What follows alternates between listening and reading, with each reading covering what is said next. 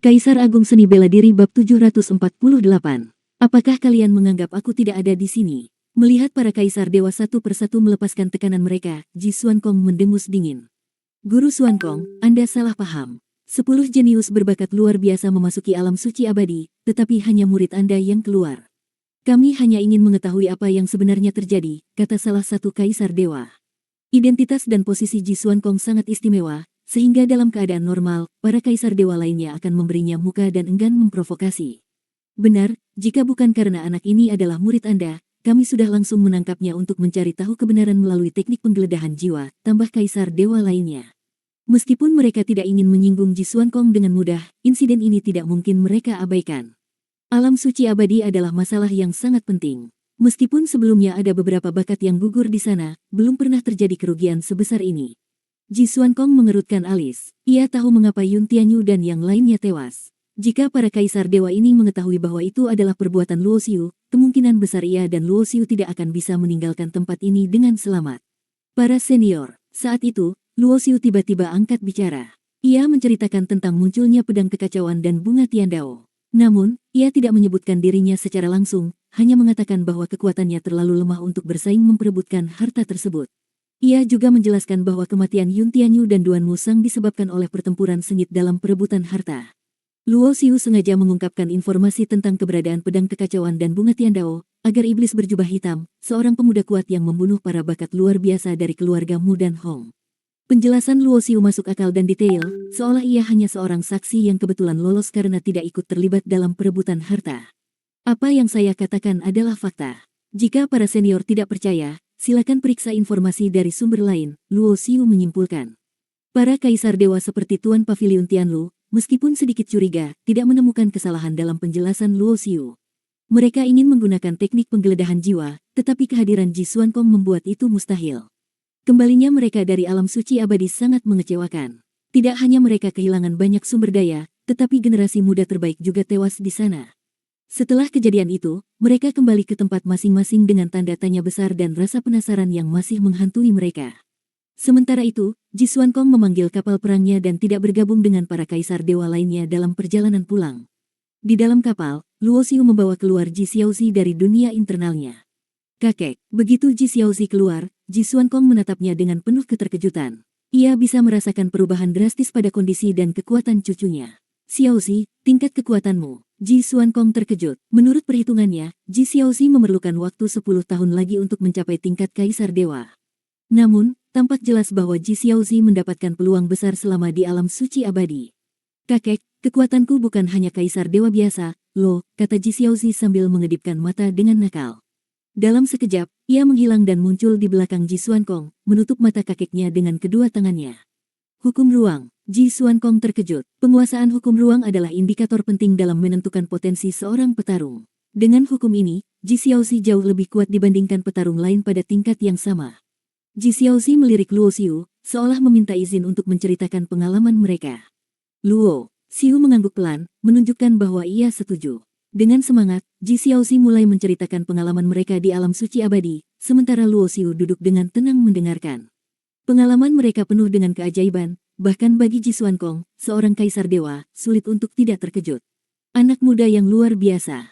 Ketika Ji Xuankong mendengar bahwa Luo Xiu membunuh Mu Shaohuang, ia terkejut hingga tidak bisa berkata-kata. Nama-nama besar seperti Mu Shaohuang dikenal luas di dunia besar lainnya. Fakta bahwa Luo Xiu, yang belum mencapai tingkat kaisar dewa, mampu mengalahkan Mu Shaohuang adalah berita yang mengguncang. Namun, itu belum seberapa. Luo Xiu juga membunuh putra kaisar Hong Yun, merebut pedang kekacauan, dan kemudian memberikan pedang itu kepada pewaris istana Wuliang, Shen Bingyu. Aku benar-benar tidak mengerti apa yang ada di pikiranmu, anak muda.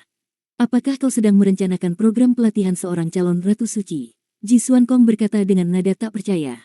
3 harta karun dari alam suci abadi adalah benda yang bahkan membuat para kaisar agung tergoda. Namun, Luo Xiu justru dengan santainya memberikan salah satu kepada orang lain. Bukankah akan sangat menarik jika kita bisa melatih seorang perempuan menjadi seorang kaisar wanita yang tak terkalahkan di jagat raya? Luo Xiu menjawab dengan senyuman. Kau ingin melatihnya menjadi kaisar agung?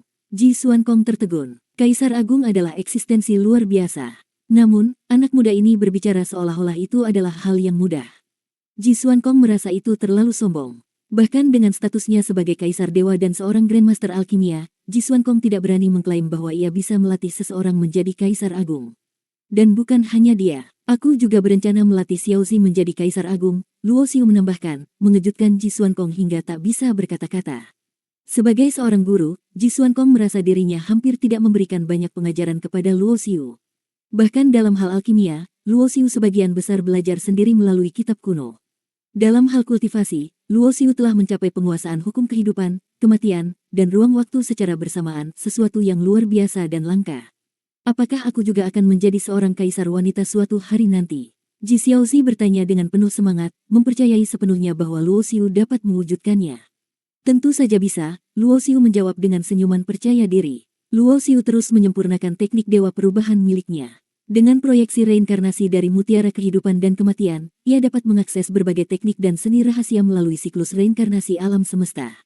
Tujuannya tidak hanya menjadi tak terkalahkan di 3000 dunia, tetapi juga menembus 8 dunia agung. Bahkan Kaisar Agung hanyalah eksistensi kelas 6 di sana.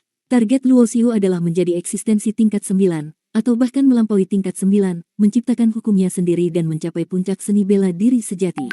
Apa rencanamu selanjutnya? Ji Xuankong bertanya dengan nada serius. Jangan remehkan sekte-sekte besar.